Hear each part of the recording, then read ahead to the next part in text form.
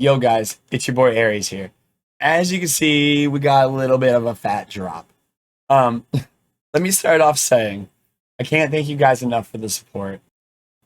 The YouTube's blowing up, the Twitch is blowing up. We're getting more viewers, we're getting more likes, we're getting more comments, we're getting a more everything. And you guys are my support group, and I'm glad I can be a good enough YouTuber and Twitch streamer for you guys. So I really, really appreciate it. My voice is a little raspy, as you can tell. I just did a 70-hour stream, and that was a lot of fun, but it was a little bit taxing. But it was great. So let's talk about what we have. We have the craziest strat. This is going to be the most money you can print out this league, guaranteed. Nothing's even remotely close at how good this is. Okay. So what we have is basically spawning Affliction into this, except I think it has true potential to be stronger. So Affliction worked off this way. You had your Proj from Abyss, you had Reliquary conversions, and you had color, and you had map quant. That was it. Okay. So our synergies, which I'm going to put them up at the top here. So we have juice color. You have your juice color. You have your juice amount. You have ruckus. So ruckus is where your exiles have a percentage of a chance to spawn 20 exiles. Okay. This also pairs with map nodes that your exiles are going in pairs. So now you can spawn pairs from there. This is going with your scarabs that you're converting to giants.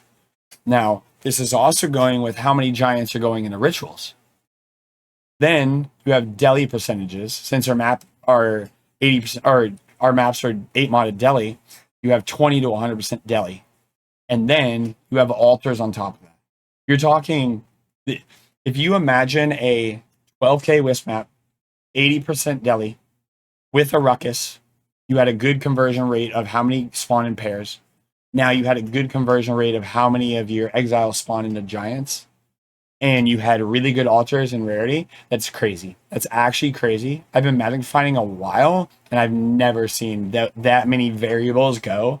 And I could easily see 2 mirrors dropping in a map. I shit you not. There is no telling, and there's no telling how many Valdos, how many Voidborns, how many divs you're going to drop. Like, it's actually to the moon is your limit. As you can see over here, this is our drop rate. This is 75 maps. We've dropped 2 mirrors. 1 was duped, 3 locks, and we actually dropped a lock right before I started keeping track. I'm going to reset this. I have like a day before this new league starts, so hopefully you guys can catch it on the Twitch. This number is going to be absolutely crazy. Absolutely crazy. Because this number right now that it shows was any map that had Wildwood. If it had 1,000 purple and 100 yellow, we ran that map, included in that 75. This wasn't me going, all right, it doesn't have 2K blue, 2K yellow, I'm leaving. It wasn't that at all. So that's that raw number without it. So there's no telling. Literally no telling. So let's talk about how I run my maps, okay? The T16 map alone is compatible with T17s. 100%. It has potential to make higher. You make your money off fractures, scarabs, uniques, maps, everything. There is no one thing that you make money. I've dropped 700 div quality bases.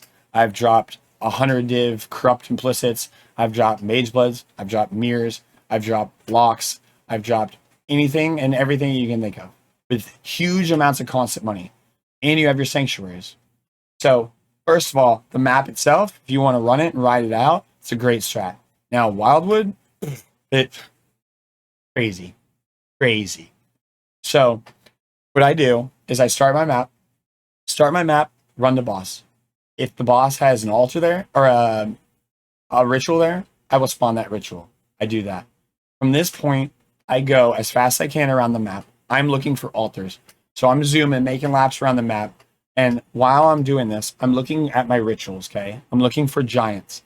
So you can see them on the mini map. You'll see them with the rituals. So you cannot put giants in a ritual when it says begin ritual. And the way it spawns begin ritual is you kill the monsters on top of a ritual, or you kill the giant within a radius. So if you have a bunch, you can like bring them to them kind of, and then slam them. So the way I personally run this and the way I find best, because I've tried both, right? Let me give you a visual. So I run around the map. I see the boss. There's none near a boss. I go to my next one. There's nothing there. I'm piecing. I'm gone, right? So I'm gone. I'm going to my second one. I spawn, say, 2 giants. Well, I'm weighing in my head. I'm going, all right, do I think I can have more giants? Because I can come back if I want. But am I going to get more giants than this? And I say, no, I'm not. Okay. So from that second ritual, now I'm going to my third ritual. At that one, I have 4 giants. Okay, this is a jackpot. So I go to that ritual. As soon as I kill these 4 giants, it says begin ritual. From that point there, I will start my ritual. And when I get it on the boss, I spawn it every time. So when I spawn that ritual and I have those 4 giants, I'm auto-locking 4 giants to respawn every single time I pop a ritual. So this is always going to keep going and going and going as you go down the line of these rituals.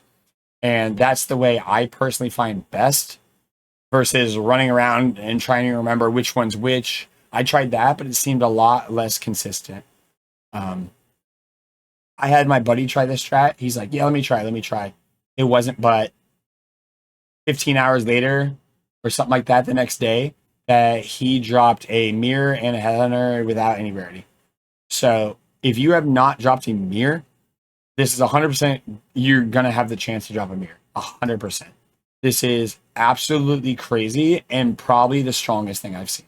There is no telling how far this is going to go. And I hope it helps you guys. I hope it gets you guys' dreams, your perfect build, stuff like that. A lot of us are gone, but I would come back if you're gone because this is unreal. I can't stress it enough. It's actually crazy. So if you guys haven't, make sure to check out the Twitch TV Aries. Love you guys. Hope this helps. Yeah, it's good. It's really, really good. All right, so let's go over Scarabs and flex node points in the Atlas. So first of all, we got our baby. This is our Titanic. This is what makes it hard as shit. This is where most of your loot's coming from. This is the Giga Scarab. This stays. So we have Titanic of Legend. This adds modifiers, gives you more loot explosions, gives you more loot. The best thing I would say is you can try it with or without. In our opinion, this is the best option. People are going to suggest Wisp. I kind of think that Wisp is a PP Scarab, but it's up to everyone, you know. Try it, see what you like. Then we run Anarchy Scarab. This is for 4 Exiles. This is pretty nice. 2 Gigantifications. If Gigantifications get too expensive, it's perfectly fine that we go Anarchy. Go a second to Anarchy. It shouldn't be that big of a deal. It make a little bit of a difference, but it shouldn't be too much. And then for our Atlas here, we're going to come from our start. This is a flex node. If you don't have the damage quite there yet, don't take this node. It's not needed, but 100% life on an Exile is plenty enough for them to roll your shit. So definitely don't worry too much about this. If you can run it, do it. Definitely. 100%. It's way better. I go into this sometimes because I'm so giga tanky to where they just die faster. They die faster. They do more damage. It's fine. You're going to say the same here. We have all of our blockers and our ritual map effect. This is fine. You could come out of Scarabs if you wanted here. I run it. It's not bad. You could do this too. This is another really good one for currency. Just up to you. This all stays. We don't necessarily need to run red. You could run blue. I'd probably come out of a Scarab node somewhere and then just come down here and on in and you'll be fine. It's just, we have no negatives here besides fire res. So it's a very, very easy Eldritch for us. So we don't have quality. So this node we won't use. Ritual, all this stays the same. All this will stay the same completely. We get ambush here. You don't have to run it. I would highly suggest it. I drop these all the time. I recently had this point in here.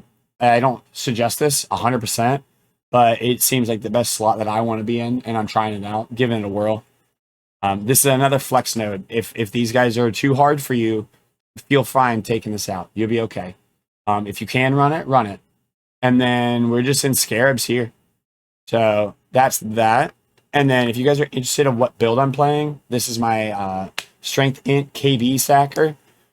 So I have also played Zenith and LS.